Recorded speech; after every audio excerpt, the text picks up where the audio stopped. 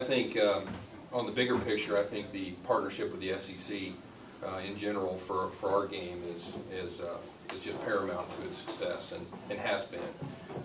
You know, we started the game 14 years ago when we built the new stadium in the city, and one of our goals with the event was to create an event that brought a lot of people to town and create a lot of excitement around college football and give us a chance to really showcase our city on a national television broadcast. And to have Mississippi State this year is really one that we've had on our wish list for a while, and we're really excited about it. I think for Friday night, it really gives a lot of fans a chance to drive up and be a part of our downtown scene and the game. State's already pre-sold its allotment. What's Wake Forest sales doing? They're still working on theirs. Their allotment's 10, and they're hopeful to get through that. They are still working through that right now. Scott, happy with the excitement though of both programs? It seems like Wake's kind of gotten through their ticket sales faster than they thought. Well, I think there's been, it's our 14th game, so we haven't been around as long as some of the games, 50 or 60 years, but I think there's been two key components. One, to catch a team that kind of feels like they've kind of won their way to our game, and certainly the way State played against Ole Miss and have that excitement in a rivalry game. And at the same time, teams that haven't been there before.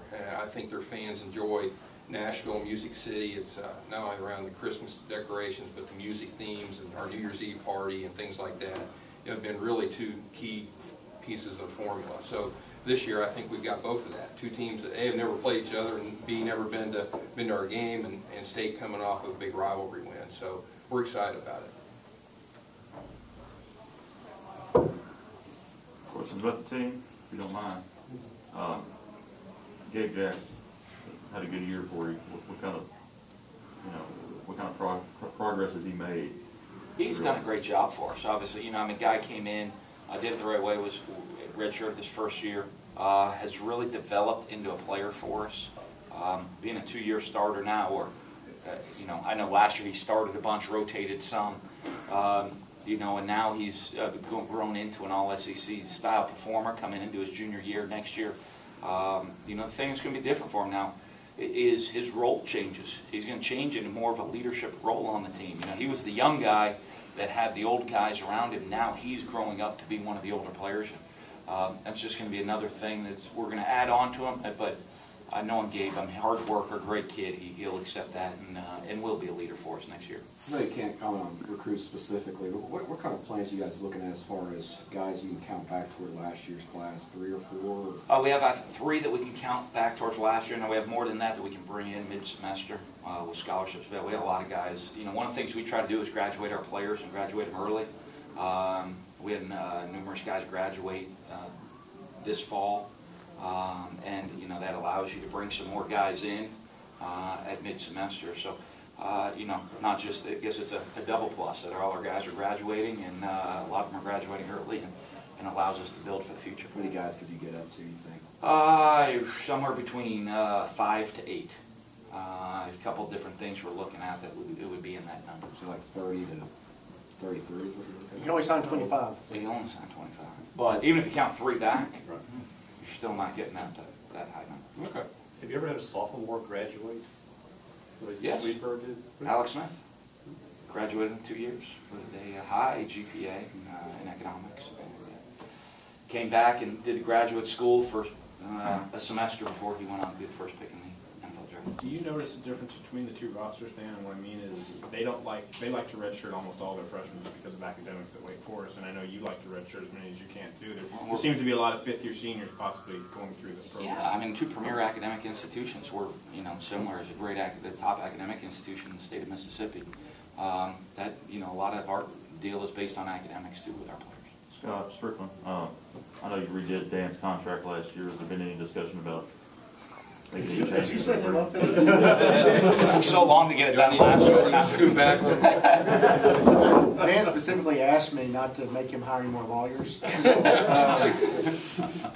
I want to be true to that. Obviously, Dan's done a great job, and I think we landed in a good spot last year with those conversations, and we'll probably have a conversation here soon about making sure we get him pushed back out as far as the state will allow on the 4-year cycle. But he seems happy. Are you happy? I'm happy. What is the date on the rollover? Fiscal year, does it start when? No, it's sometime in the spring. So Yeah. we'll get it synced up to where it needs to be. Couple of practice things today, Tyler Russell and Corey Broomfield. Yeah, we expect both of them playing the game. Corey, you know, we'll be back. Tyler will limit probably for a couple days, but you know, talking to him, I don't at this point neither of them are surgery or any of that stuff. They'll be out for a couple days each. More snaps for Dak. Yeah, you know, it'll get him some snaps, and you know, just force us to keep improving. And you know, that's what this is about. Saturday, really up until Friday night, is really pushing a lot of reps, and you know, you see us taking steps forward. You see improvement on the film every single day of, you know, the young guys, and maybe not big steps getting a lot better, but you see a much better understanding of what we're trying to get done. And you know, fortunately, we've been able to get a lot of reps the last couple days. We'll continue to do that, and then Saturday we'll start to get into game week mode. How's Archie? Yeah, how's Brenton Evans? Brandon's got a couple personal issues he's dealing with right now, but we expect him to play that game. Archie ACL. It happened right before, Wednesday of the School of North week, of rivalry week, and he, you know, had the surgery. Surgery went well, and hopefully, you know, that's one of those. It'd be great if we can get him back. We rushed to get the surgery done as fast as possible to get him back for spring practice. So is Evans back home right now? He's going to practice soon? He's just dealing with some personal. Scott, Ramsey, maybe we actually shouldn't talk ours, but when you match up teams, do you look at matchups on the field, or does it just kind of work out that way when you get to pick? Well, I mean, you know, to be honest, kind of where we are in the selection process, we're hoping to have as many choices as we possibly can. Some years, wins and losses dictate we've got a pool of 3 or 4 teams, and some years less than that. So, you know, I think some years you have, where we are in the selection process, a little more luxury to kind of do that. I look back last year where Tennessee, North Carolina was kind of a unique opportunity for us, and you know, this year is a unique opportunity. I mean, we kind of, again, Mississippi State's the 9th school out of the 12 SEC schools that play in our game in the first 14 years. So, you know, I think we've been able to have a lot of different people, a lot of different fan bases and schools come in, and I think that's been important to us. And I'll add real quick, since y'all weren't asking me any questions, that, you know, I think I mentioned this the night of the selection. I had a chance to enjoy some of Scott's hospitality when I was at Kentucky and they were in the Music City Bowl, and we just had AD meetings this week over in Birmingham, and Scott mentioned, you know, we're the 9th SEC school to play in their game, and so many of the guys who have been in it before went out of their way to just talk about what a great experience the Music City Bowl is, and obviously we know how Nashville's such a special city in the South, but this guy does a great job of running the ball, and they have other events during the year that we've been able to partake in, and they're first class in everything they do, and you know, I'm excited for our school that we get to check this one off the list as getting to go to really one of the truly great bowl games that the SEC is affiliated with, and we're excited. We're fortunate as a league to have bowls like the Music City Bowls that we're tied into, and then we're fortunate as a university to get a chance to participate this year. Kind of who can play guitar and who gets to keep it?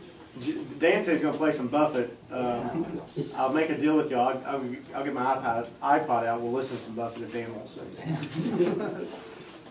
I was going to what kind of response you've gotten from the MSU people, whether it's here in Nashville? Oh yeah, our fan. You know, Scott and I were talking about this leading up to the selection. That, you know, you always want to go to the place that your folks are excited about, and we had you know, we took pre-orders for 4 different bowl sites, and while we had good response for all of them, Nashville we had the most response for, and I just think that that's indicative that our folks are excited. Much like they were last year, they're excited to go to Jacksonville last year. This year, they're really excited to go to Nashville, a place we've not been on the bowl scene, but a town they're familiar with. And you know, it's just I don't know that there could be a better spot situation we're in this year. I don't think there should be a better spot that we could go where our fans can get there. It's economical to get there. It's an NFL stadium.